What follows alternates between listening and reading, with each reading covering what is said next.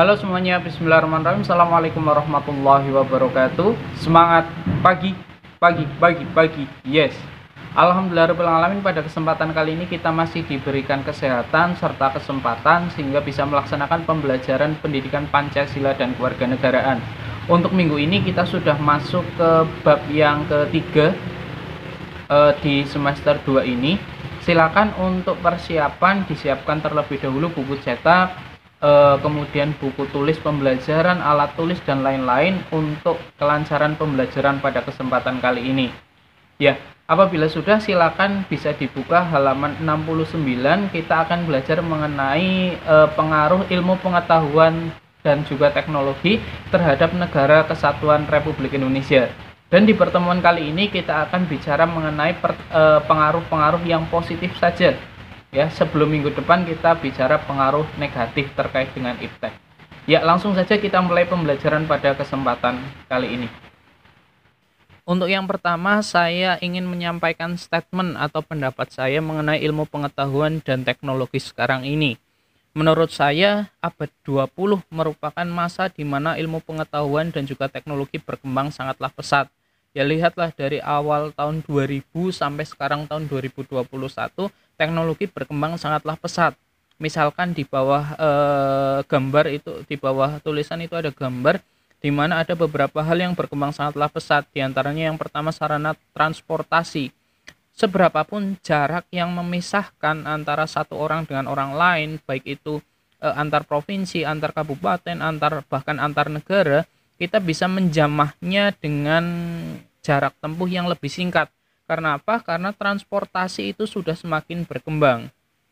Itu yang pertama. Kemudian yang kedua, di abad 20-an juga muncul beberapa inovasi-inovasi terkait dengan teknologi seperti televisi. Bahkan sekarang untuk televisi sudah sampai ke smart TV, kemudian handphone, dan juga komputer atau alat-alat lain pun pada era-era abad ke-20 semua itu berkembang sangatlah pesat. Bahkan dalam hitungan menit, hitungan jam atau hitungan hari semua itu sudah berubah. Makanya apabila kita mengikuti teknologi itu tidak akan ada habisnya di abad ke-20 ini. Kemajuan ilmu pengetahuan dan juga teknologi tentunya memberikan pengaruh bagi kehidupan sebuah bangsa atau sebuah negara, baik itu pengaruh positif maupun pengaruh negatif. Untuk pertemuan kali ini, seperti yang saya sudah sampaikan di awal, kita akan belajar mengenai pengaruh positif dari kemajuan ilmu pengetahuan dan teknologi di berbagai aspek kehidupan berbangsa dan bernegara. Pengaruh positif yang pertama terkait dengan kemajuan ilmu pengetahuan dan teknologi adalah di bidang aspek politik. Di bidang politik tidak dapat dipungkiri bahwasanya iptek berhasil menanamkan suatu hal yang baru di dalam bangsa Indonesia. Di antaranya saya bagi ada 3. Yang pertama adalah keterbukaan. Ya, yang atas sendiri itu keterbukaan. Dengan adanya iptek itu dimungkinkan akan dapat mencegah praktek korupsi, kolusi, nepotisme sehingga dapat mencapai pemerintahan yang bersih dan juga berwibawa. Kemudian yang kedua yang di bawahnya itu ada freedom atau kebebasan. Dengan masuknya ilmu pengetahuan dan teknologi yang semakin berkembang, kebebasan yang bertanggung jawab, maka setiap orang dapat meningkatkan kualitas dirinya dengan kreativitas dalam kehidupan, tentu saja dalam hal-hal yang positif. Dan terakhir, ada yang mempengaruhi politik yaitu terkait dengan demokrasi, di mana sangat dimungkinkan akan meningkatnya kualitas dan juga kuantitas partisipasi politik masyarakat dalam penentuan kebijakan publik oleh pemerintah. Itu beberapa pengaruh iptek di dalam bidang politik. Kemudian yang kedua ada di aspek ekonomi. Pengaruh positif iptek bagi kehidupan ekonomi yang dapat kita ambil diantaranya yang pertama adalah makin meningkatnya investasi asing atau penanaman modal asing di negara kita. Bisa lihat di gambar itu terkait dengan indeks investasi asing di Indonesia berdasarkan persentase, di mana kita untuk investasi terbesar di negara kita ada 31,7%, itu dari Singapura, disusul Jepang, Cina, Hong Kong, Belanda, Amerika, dan juga yang lainnya. Ini menunjukkan pengaruh positif kemajuan iptek yang sangat besar, di mana semakin banyak investasi yang masuk ke negara kita, maka akan semakin banyak devisa negara yang akan kita terima. Selain negara lain dapat berinvestasi di tempat kita, kita pun juga bisa untuk memasarkan produk kita ke luar negeri. Di antaranya pengaruh positif yang kedua yaitu makin terbukanya pasar internasional bagi hasil produksi dalam negeri. Seperti yang kita ketahui, banyak sekali produk asli Indonesia yang sudah sukses mendunia. Seperti contohnya ada di gambar-gambar tersebut.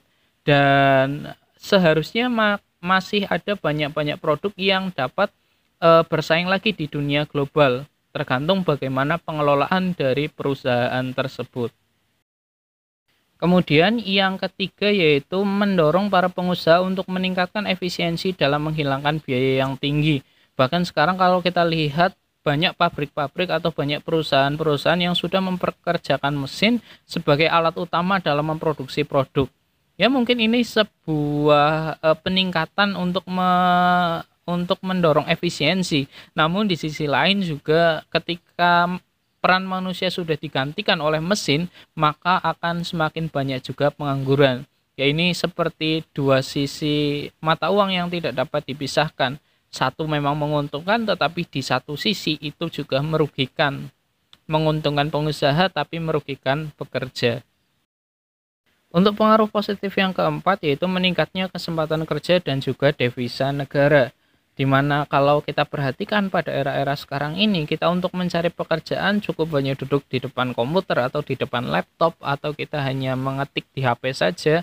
Kita cari pekerjaan yang sesuai dengan bidang kita hanya tinggal mengupload apa yang diminta oleh perusahaan dan kemudian akan dipanggil oleh perusahaan.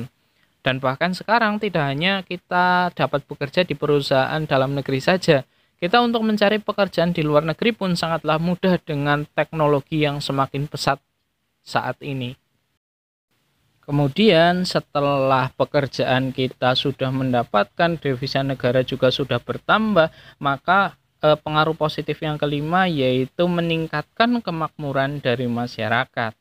Ya, ingat itu makmur ya, makmur tidak harus semuanya itu punya uang yang banyak. Makmur itu asalkan ketersediaan bahan pokok, sandang, pangan, dan juga papan semua masyarakat sudah terpenuhi, berarti yaitu sudah dikatakan makmur. Dan juga ingat, hatinya juga bahagia. Itu indeks kemakmuran yang tepat sebetulnya. Jadi tidak hanya dihitung dari berapa materi yang didapatkan. Yang namanya materi, walau 1 miliar kita habiskan dalam satu hari pun, yang namanya manusia itu tidak akan ada puasnya. Dan yang terakhir adalah menyediakan dana tambahan untuk pembangunan ekonomi, di mana kita seperti ketahui pembangunan di Indonesia belum merata, sehingga dana yang kita butuhkan untuk membangun infrastruktur, membangun pendidikan, membangun apa segala macam di Indonesia masih sangat banyak. Sehingga apabila pengaruh ilmu pengetahuan dan teknologi itu dapat merambah ke dunia ekonomi, maka dapat menyediakan dana tambahan untuk pembangunan ekonomi di Indonesia. Itu beberapa pengaruh positif dalam bidang ekonomi terkait dengan perkembangan ilmu pengetahuan dan teknologi. Kemudian pengaruh positif yang berikutnya ada di dalam kehidupan sosial budaya kita. Untuk kemajuan di aspek sosial budaya itu ditandai dengan adanya atau munculnya internet dan semakin canggihnya alat-alat komunikasi secara langsung yang telah mempermudah kita untuk memperoleh informasi dari belahan bumi lainnya. Sehingga setelah kita ada internet, itu secara tidak langsung telah melakukan proses transformasi ilmu yang sangat bermanfaat bagi kita. Selain adanya pertukaran informasi, juga ada mungkin belajar banyak terkait dengan nilai sosial budaya, cara hidup, cara berpikir, ilmu pengetahuan dan teknologi dari bangsa-bangsa lain yang telah maju untuk kemajuan dan kesejahteraan kita. Misalkan kita mungkin melihat YouTube terkait dengan orang Jepang. Orang Jepang itu punya etos kerja yang sangat keras, semangatnya luar biasa, sehingga itu bisa menjadikan suatu yang harus kita ambil dalam kehidupan kita. Namun juga sebaliknya, dengan adanya aspek sosial budaya ini, dengan kecepatan internet juga semakin besar, banyak juga konten-konten dari internet yang negatif yang perlu kita saring ke depannya, seperti itu. Dan itu tergantung kalian mana yang cocok untuk kalian ambil dan mana yang harus kalian buang dalam bermain sosial media tentunya. Dan itu sangat mempengaruhi aspek sosial budaya kita. Apabila nantinya kalian tidak dapat menyaring itu semuanya, maka dengan sangat terpaksa saya harus mengatakan kehidupan kita nanti akan bergeser. Kemudian yang terakhir dari aspek hukum pertahanan dan keamanan. Pengaruh positif iptek itu dalam bidang hukum pertahanan dan keamanan yang dapat kita ambil diantaranya adalah yang pertama adalah menguatnya supremasi hukum, demokratisasi dan juga penegakan hak asasi manusia. Untuk yang kedua adalah menguatnya regulasi hukum dan juga pembuatan peraturan yang sesuai dengan kehendak rakyat. Kemudian yang ketiga menguatnya tuntutan-tuntutan dari profesionalitas aparat penegak hukum. Misalkan seperti polisi, jaksa, dan juga hakim agar lebih transparan, profesional, dan juga dapat dipertanggungjawabkan. Dan yang terakhir adalah menguatnya supremasi sipil dalam keterlibatan negara. Ya, itu saja materi yang dapat saya sampaikan untuk kesempatan kali ini terkait dengan dampak positif dari perkembangan ilmu pengetahuan dan juga teknologi dalam kehidupan berbangsa dan bernegara.